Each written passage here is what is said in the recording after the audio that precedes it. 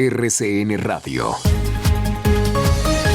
Un fraternal saludo para los oyentes de RCN Radio en Colombia y en el mundo. Es un placer inmenso saludarlos desde la capital colombiana en este lunes 14 de febrero del 2022. Hay muchas noticias que están en desarrollo y muchas de última hora, como por ejemplo la cifra de crecimiento económico para el año 2021 que fue revelada por el presidente Iván Duque en Europa, y noticias buenas que tienen que ver con el triunfo del colombiano Nairo Quintana en el Tour de la Provenza en Francia. También hay inquietudes en relación con las bolsas europeas, con la alerta que hay en Rusia, Ucrania y Estados Unidos por esta situación de tensión internacional, y también por supuesto las situaciones de orden público que se registran en territorio colombiano.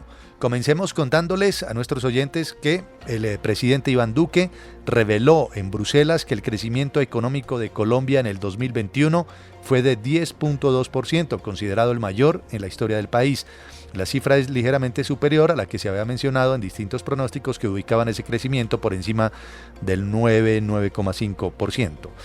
En otras noticias, el ciclista colombiano Nairo Quintana se coronó campeón del Tour de la Provenza en Francia.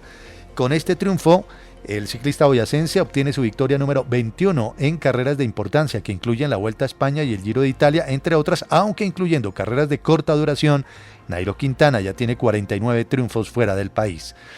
En el mundo de la economía se desploman las bolsas europeas y se dispara el precio del petróleo y el oro por el pánico a una invasión rusa a Ucrania. Estados Unidos está alertando a Rusia de que puede suceder una situación si decide invadir ese país. Lo último sobre lo que ocurre en esa situación y en el mundo. Kelly Cabana, buenos días. ¿Qué tal, Juan Manuel? Muy buenos días. Fíjese que ya el personal estadounidense de la Organización para la Seguridad y la Cooperación en Europa inició su retiro de la ciudad de Donetsk, en el este de Ucrania, tras un aumento de los temores en Occidente de una invasión rusa.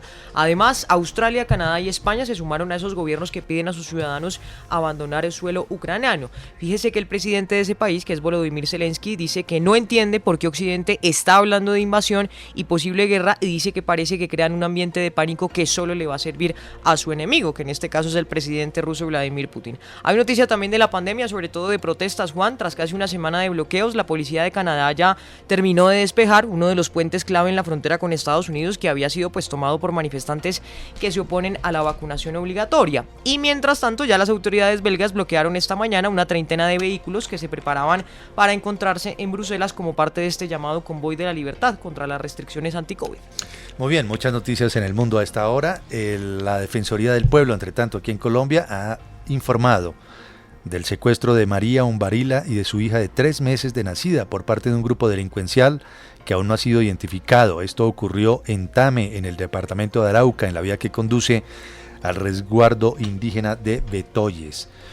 El gobierno dispuso el envío de personal especializado del Gaula Militar Élite para intensificar los planes antiextorsión y antisecuestro allí en Tame, también en Puerto Rondón, en Arauca, ante el aumento de los delitos en esa zona del país. Incluso el propio gobierno ha asegurado que la violencia en la frontera colombo-venezolana deja ya 86 muertos en lo que va del 2022, ola de violencia sobre la cual habla el ministro de Defensa, Diego Molano.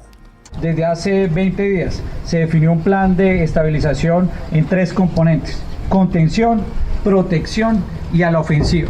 ¿Quiénes son los que están generando esa violencia en Arauca? Para que le quede claro al país, son las disidencias de la FARC y el ELN, con esos grupos que tienen disputa de retas criminales del otro lado de la frontera, en Apure, con la connivencia y apoyo de las fuerzas militares bolivarianas a 2 de estos grupos que buscan sacarlos de allá y quitarles el negocio criminal y el narcotráfico que tienen al otro lado. Es el ministro de Defensa, Diego Molano. Entre tanto, el Instituto Nacional de Salud aseguró que Colombia está cerca de superar el 4.º pico de la pandemia, generado por la variante Omicron, luego de registrarse una reducción de contagios y víctimas. El boletín más reciente del Ministerio de Salud reporta la muerte de 162 personas en Colombia por COVID-19 y cerca de 5.500 nuevos casos de contagio.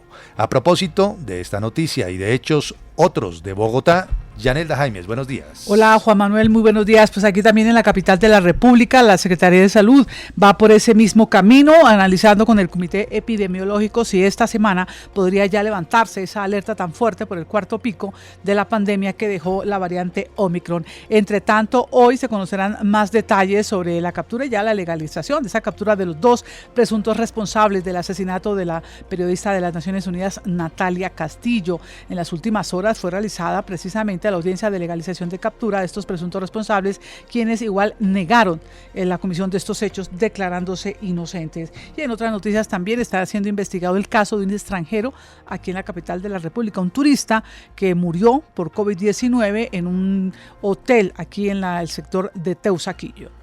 En otras noticias de Colombia, el gobierno removió del cargo el comandante de la 6ª División del Ejército, el mayor general Jorge Herrera Díaz, por presuntos nexos con grupos ilegales. La decisión del comando del Ejército fue adoptada luego de conocer varios audios que fueron revelados por la revista Cambio y Noticias 1, en los que el general Herrera reconoce tener vínculos con dicho grupo delincuencial. Hay otra muy buena noticia para comenzar esta semana, que tiene que ver con un nuevo triunfo del gran Nairo Quintana.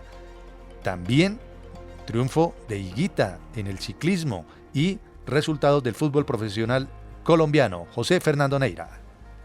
Así es, Juan, usted hablaba de Nairo Quintana, pues también Sergio Higuita ha sido noticia porque se ha coronado campeón de los nacionales de ruta. El antioqueño vuelve a vestir el tricolor nacional tras vencer en la prueba élite de fondo disputada en territorio pereirano. Hablando de fútbol, 17 goles se marcaron en la 6ª fecha de la liga. El domingo terminó la jornada con 3 victorias visitantes. Pereira derrotó 2-1 a Santa Fe en el Campín, Millonarios superó 2-0 al Cali en su estadio y Tolima se impuso a Jaguares en Montería con idéntico marcador. Tolima es líder y Cali último de la clasificación.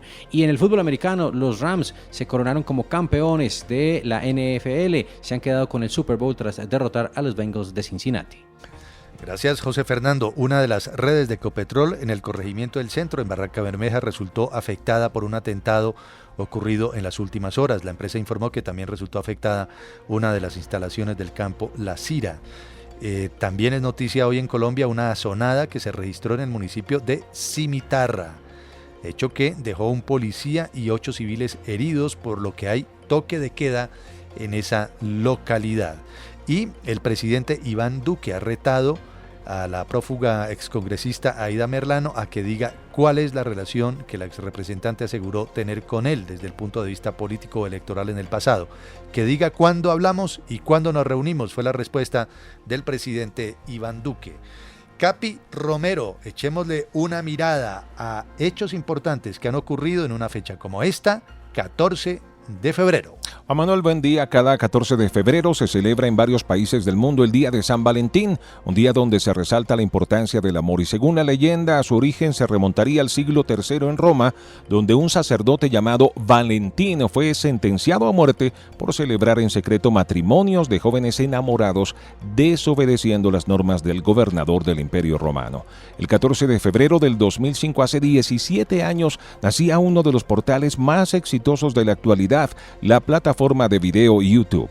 Y el 14 de febrero de 1991, hace 31 años, nace en Medellín la cantante Carolina Giraldo Navarro, más conocida como Karol G, que ha logrado posicionarse como una estrella de talla internacional en el campo de la música.